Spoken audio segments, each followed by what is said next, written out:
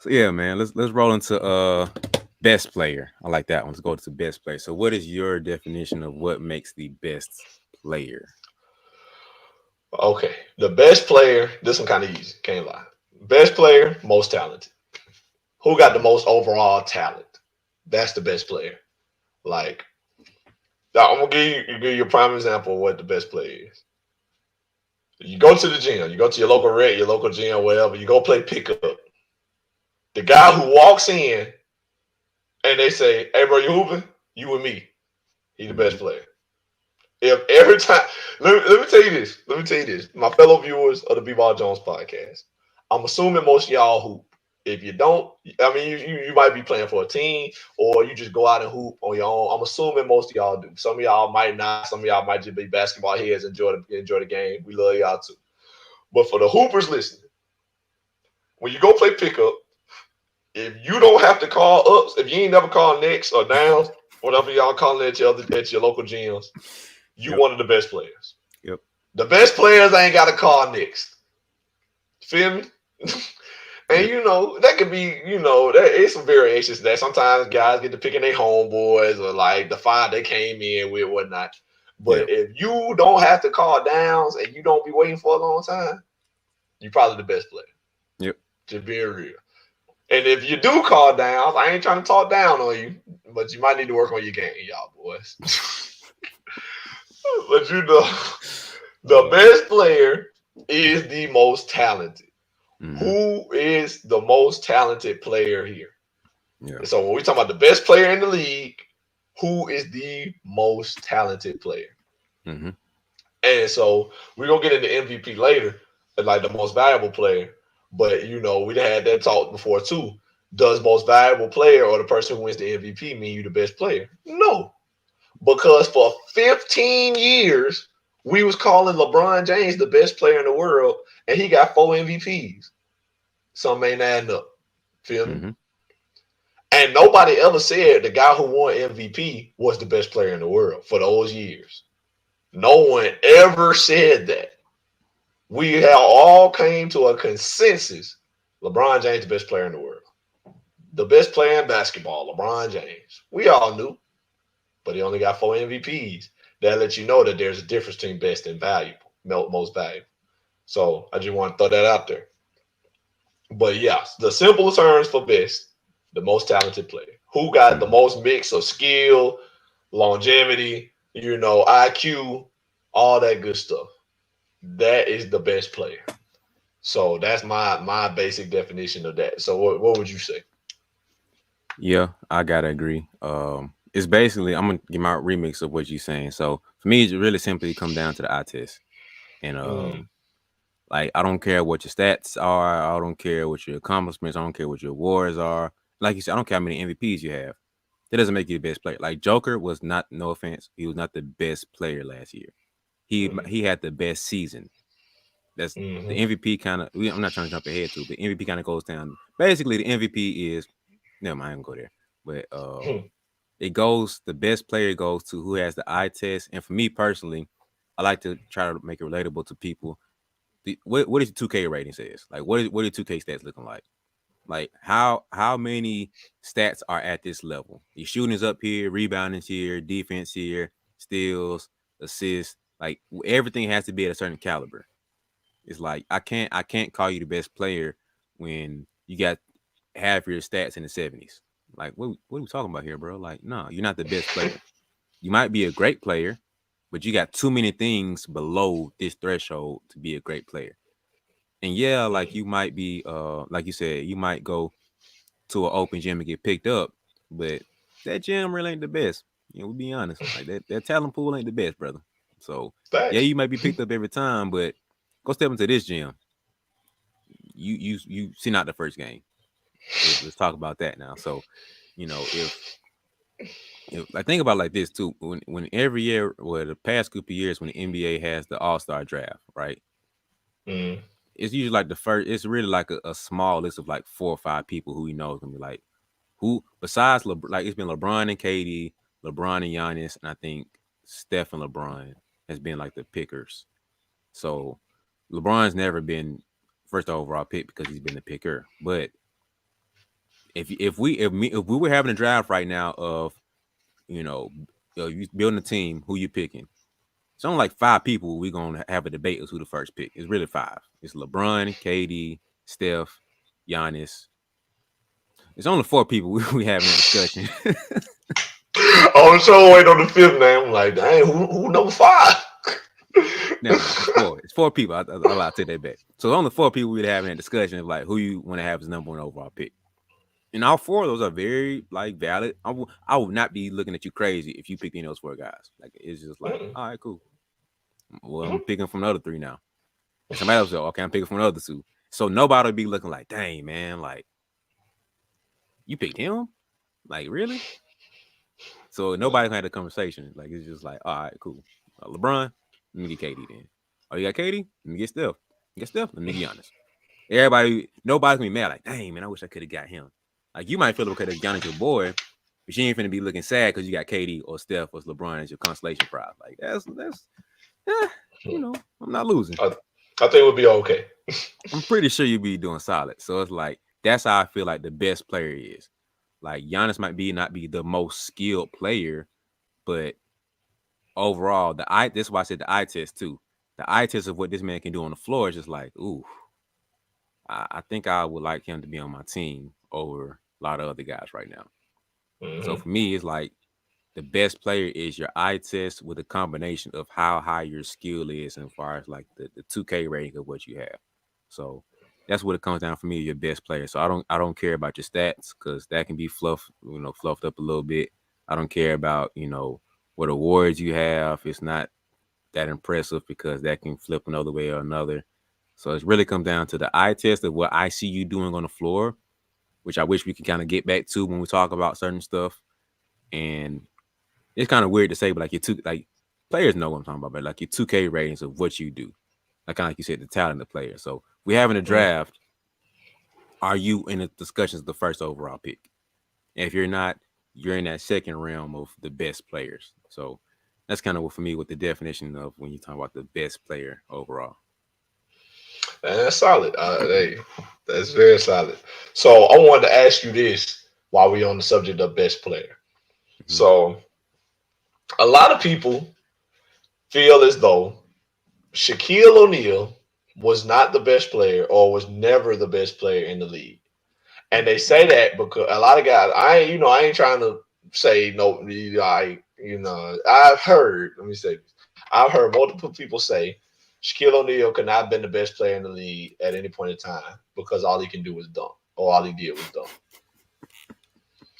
So I want to ask you this: do you ever feel like a player who cannot, do all facets of the game, can't handle and shoot and pass and dribble, all that good stuff? If you can't do all the facets of the game, do you feel like you cannot be considered the best player of the game? Because nobody gonna sit up here and act like Shaquille O'Neal could dribble well. Nobody gonna act like he was a great passer. Nobody for sure is gonna say he's a good shooter.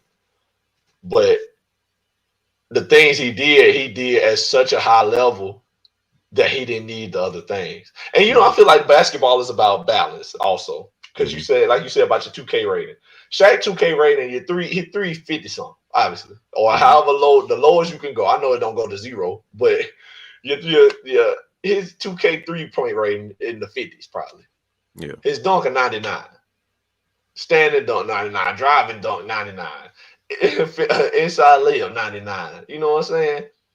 The stuff he did good, he did better than anybody else. So he did it at such a high level. The other stuff ain't really matter. He ain't need to be able to dribble. He ain't need to be able to shoot. He gonna get 34 right here off this block, and you Hmm. can't stop it. So do you feel like somebody who is not good at all facets of the game, like LeBron can shoot, pass, dribble, drive. Steph Curry can shoot, pass, dribble, drive. KD can shoot, pass, dribble, drive. Like, do you feel like a guy who's not doing all facets of the game cannot be the best, or do you think it's about like what he actually is getting done with what he has? So yes and no, because I'll say yes, he can be because Shaq was so great at what he was great at that there's a Mm, reason why we have him in the conversation of the best centers of all time. Because if you want to go bar for bar, skill for skill, Kim Olajuwon should be number one overall. Like there's Right. no ifs, ands, or buts about it. If we're looking at that specific, like what he can do on the floor, skill wise, Hakeem Olajuwon is, you could argue, the most skilled player of all time. You could really argue that. So if that's the case, Shaq is nowhere to be found. But he made his way by being that dominant. Like that skill is cute, bro. Catch this bowl and I'm dunking on you. Like he has a level of dominance. Like if he wanted to, he could be like, how it's famous. Like Bird was known to tell dudes like, "Yo, I'm gonna count on the floor, spin baseline and drift fade out of bounds, and drop this in your eye." I'm like what? Literally, next play, spin, fade out of bounds, drop it in your eye, and it's like, yo, he literally just told me that, and he went and did it. Like that's another level of mindset of dominance to go out here and do that. Shaq had a level of dominance, but he could probably do that every game, every play. He'd be like, yo, I'm finna just like he didn't have too many moves when in his post game. Like little jump hook, drop step, dunk on you. That's pretty much what his post moves were. Like he didn't have like a big array of footwork, and he just like that's what Dream came in. So like Shaq was so dominant with what he did that you had to mention him night in, night out.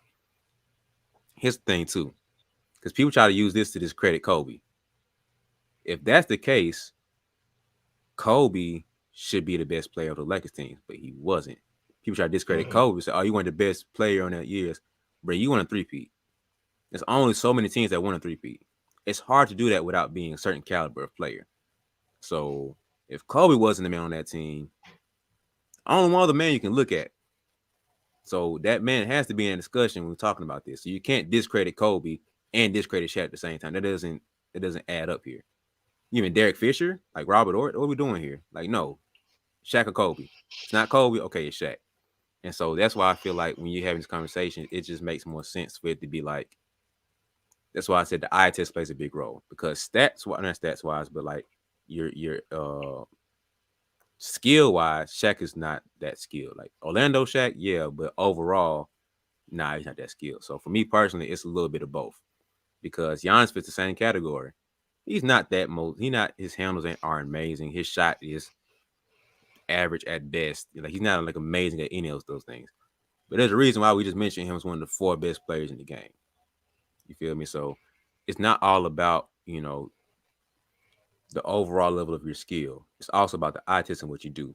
Like we had this conversation before of like every time you got starting five of all time greats, right? There's somebody throw out, you know, they throw out Magic, uh, Jordan, Bird, Dream, and let's say Rodman. Who you throwing out as your five to beat these teams? Then somebody throw out, somebody Shaq, Kobe, Bron, KD, Steph Curry, just for my generation. And it's funny, man. Every time you see Shaq on one of them lists, nobody ever has an answer for who's guarding Shaq. Hmm. Never. So you can't be that dominant of a player and not mention as being one of the best players all the time. That's hard. It's like you can't be that dominant because nobody has an answer. Nobody in the history of the 76, 77, how many years it is now, years of the game, nobody can stop you, but you're not one of the best players all the time. That's kind of tough for me to believe. So Right. you don't have to be the most skilled, but you have to be that good at what you do to be in that conversation. And that's where Shaq, he's an outlier when it comes to that. So him, Will, and Giannis are in that conversation of being that great at what they do to where, yeah, a lot of your other skills are down here, but it's not a one-on-one competition. It's not just like that. Like people undervalue how great it is to be a team player and how great it is to do other stuff besides just one-on-one. So I feel like yes, your overall skill matters, but if you're so great and so dominant in another area or other areas that you can't be stopped, that says a lot about you too. So um, Shaq is in that conversation of best players all the time, because you can't. And there's nothing in his position. He's a center. Like, come on now. Like, you're not looking for your center to handle the ball that much. Even Facts. Joel Embiid and Joker for today, we're not looking for them to be like, well, bring the ball up the floor. You looking stupid. Maybe another 10 years we look for that, but right now, no. So that's a long way to answer of like me saying that nah, Shaq is still mentioned as one of the best players, regardless of how skilled or unskilled he is, because he's so dominant that you can't leave him out of that conversation. Facts. Okay. I also think the same thing. I just wanted to get your input. Ask you, see what you thought. Cause yeah, I'm glad you correlated that to my boy Giannis because I've been defending him for years, years. So people talking about, man, he ain't got no bag, he ain't got this, he ain't got no skill, whatever. But he get the job done. Mm-hmm. Like, give me somebody doing their job, but give me somebody doing their job ugly but getting it done over somebody sitting pretty at work not doing that. Yeah. Like, give me that all day, every day. So I just wanted to get your input on that. But yeah, I definitely agree. It's more about what are you getting done? What can you do for your team? Like, what are you doing in the league? Like, are you the best at what you do? Then Mm-hmm. you are the best player. Are you the best at basketball? So Shaq can't shoot, he can't dribble, can't pass, but he is the best because he's doing the most. You know what I'm Mm-hmm. saying? Nobody's doing what he's doing, therefore he is the best. And so yeah, I So just wanted to go and throw that in there. let's get the summarization of uh what is the best player? What is going to be our definition for the best player? Let's see. Let's That's mix a what little we tougher. said. All right. I would say the most talented, or not I ain't gonna say talented because then that kind of would take away from the great Shaquille O'Neal. I would say the best player is the player with the biggest impact on that's almost saying like most valuable. That's, yeah. I would That's still throw talented in there because even with that, once again, we're talking about Shaq, Wilt, and Giannis. Out of the thousands mm, of players in the history of the game, only three people are in that conversation of lack of skill, but still that great and the best at what they do. Thousands, hundreds and thousands of players have been in the game. Only three are in that conversation of what we're talking about here. Like, there's a reason why Wilt is mentioned as one of the best centers, and Shaq is mentioned as one of the best centers, and Giannis is mentioned best players in the game today. And depending on what position you have him at, all time, whatever. So like, talent does play a role into it, but let's go back to our formula. So talent plays a role into it. So talent plus kind of impact, kind of, but not really. Um, the best player. Mm-hmm.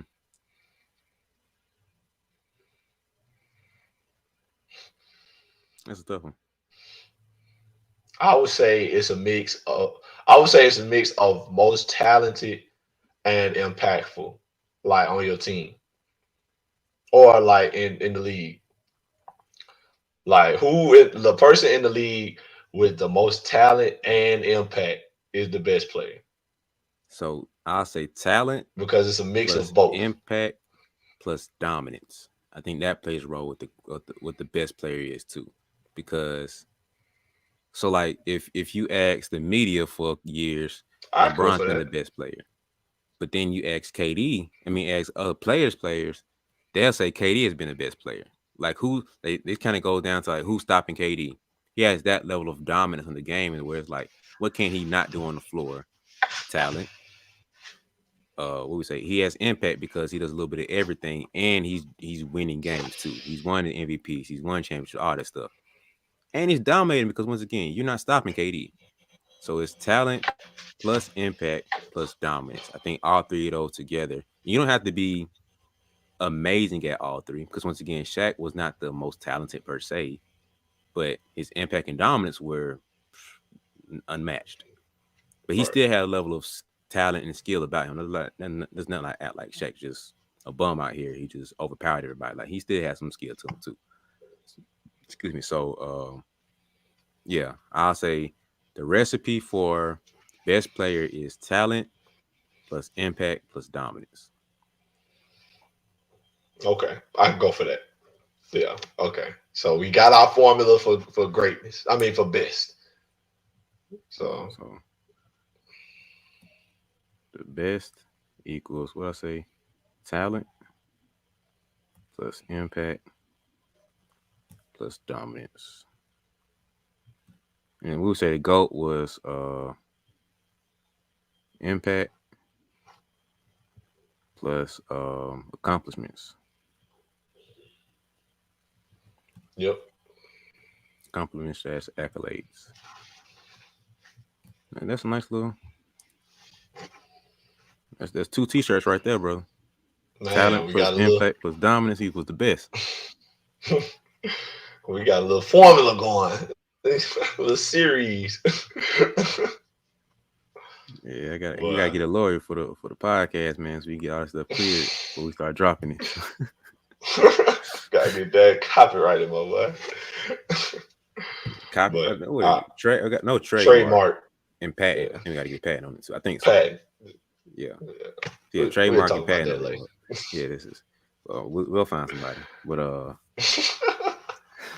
But we got one more though. We got one more. wait, wait, hold on. Tell me, hold on real quick. I just got a quick question for you. All right, okay, look. So where did you go? Like, what are you going after right now in your life?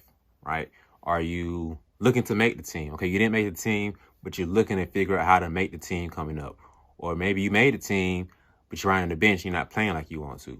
Or maybe you're playing a little bit like you want to, but you're not a starter, or you're not finishing the games like you want to. Or maybe you're the player, but you're just not quite where you want to be as far as recognizing your county or maybe your conference or your state, whatever you're trying to be recognized at. Um, Whatever your goal is, I want you to forget about that. Like put it on the board or something, write it down in your phone and just put it somewhere and tuck it away. I want you to take that goal, throw it over there, and now I want you to write a new one, right? I want you to write PROGRESS. Progress. I want you to make progress your goal. Okay? So take that big goal that you have now and take it, put it in your back pocket, and just figure out how to make progress and work towards that goal. Because sometimes we get so caught up on the goal of the end goal where we want to be that we don't keep working forward and working towards that goal like we should be.